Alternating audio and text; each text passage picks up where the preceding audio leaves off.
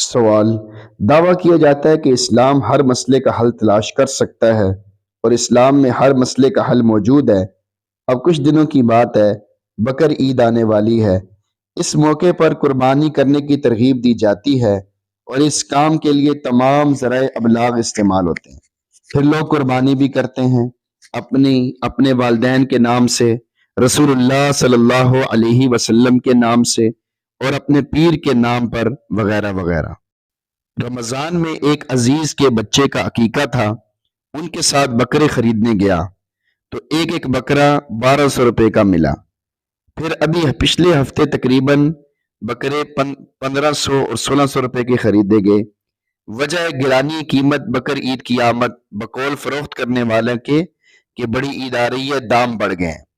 کہا جاتا ہے کہ موقع سے فائدہ اٹھانا، دام بڑھا دینا، اس خیال سے مال روک لینا کہ کل قیمت بڑھ جائے گی، ان سب کو اسلام جائز قرار نہیں دیتا اور ایسے تاجروں پر اللہ کی لعنت ہوتی ہے۔ پھر یہ کہ ظالم سے جنگ کرو یہاں تک کہ وہ ظلم سے ہاتھ روک لے، وغیرہ وغیرہ۔ اب سوال یہ ہے کہ اس ظلم سے کیسے بچا جائے؟ ہم میں سے کون کس کے خلاف جنگ کرے اور کیسے کرے؟ کیا ہم جانور کی قربانی نہ کریں؟ اور اگر نہ کریں تو پھر کیا کریں؟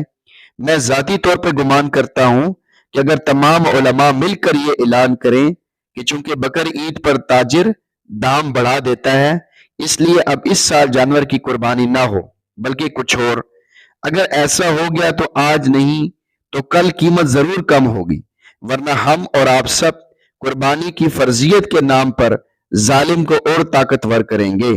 مولانا صاحب، اس کا جواب مکمل بذریعہ اخبار بہتر ہوگا، کیونکہ اگر فرض کرائیت سے ادا ہو تو پھر بات بنتی نہیں بلکہ بگڑتی ہے۔ جواب: قربانی صاحب استطاعت لوگوں پر واجب ہے اور واجبات شرعیہ کو اٹھا دینے یا موقوف و منسوخ کرنے کا اختیار اللہ تعالیٰ کو ہے۔ علماء کرام کو یہ اختیار حاصل نہیں، اس لیے آپ علماء سے جو اعلان کروانا چاہتے ہیں، یہ دین میں ترمیم و تحریف کا مشورہ ہے۔ دین میں ترمیم و تحریف حرام اور گناہ عظیم ہے، اور اس کا مشورہ دینا بھی اتنا ہی بڑا گناہ ہے۔ جہاں تک قیمتوں کے اعتدال پر رکھنے کا سوال ہے، اس کے لیے دوسری تدابیر اختیار کی جا سکتی ہیں اور ضرور کرنی چاہیے۔ جن لوگوں کے پاس مہنگے جانور خریدنے کی گنجائش نہیں، ان پر قربانی واجب نہیں، وہ نہ کریں، مگر اس کا یہ علاج نہیں کہ اس سال قربانی کو منسوخ کرنے کا اعلان کر دیا جائے۔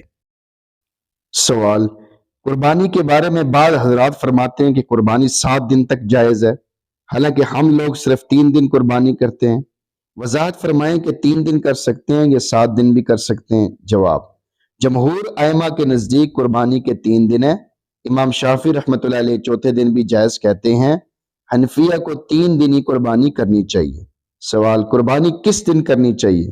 قربانی کی عبادت صرف 3 دن کے ساتھ مخصوص ہے، دوسرے دنوں میں قربانی کی کوئی عبادت نہیں۔